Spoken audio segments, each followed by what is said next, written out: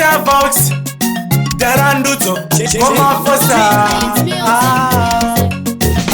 Chenjerai kubvaruka pache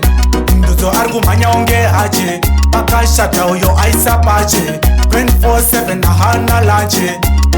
Muvhurire yapinde Sezvo mashenjero mumukunde Vaneda tova kuti ngatiponde Komandudzo regai vaende Muvhurire yapinde Sezvo mashenjero mumukunde Vaneda tova kuti ngatiponde Komandudzo regai vaende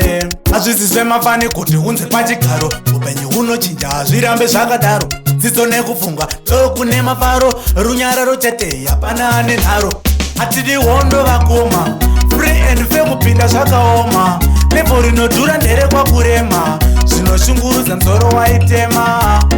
Muvhurire yapinde Sezvo mashenjero mumukunde Vaneda tova kuti ngatiponde Komandudzo regai vaende Muvhurire yapinde Sezvo mashenjero mumukunde Vaneda tova kuti ngatiponde Komandudzo regai vaende Mwari ndimavheneki saka muzamake tambo vadhonza ime musacheke pandudzo kuvhundutsa iearthquake pavanenge vagona paihendishek zvakachena imvura yemumbiya vavengi vane tavo vatobude ziya levo ramasetende vandudzo madziya vanamo nematambudziko musatisiya muvhurire yapinde sezvo mashenjero mumukunde vaneda tova kuti ngatiponde komandudzo regai vaende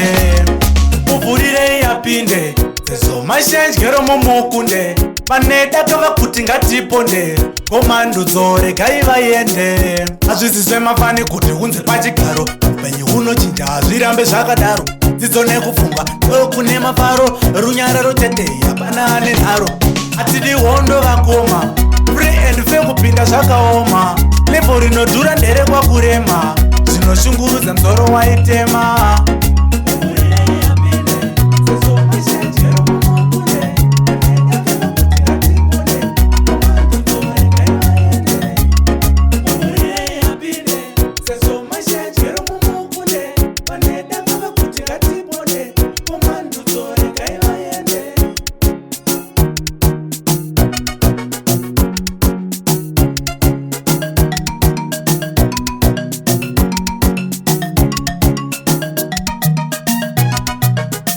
J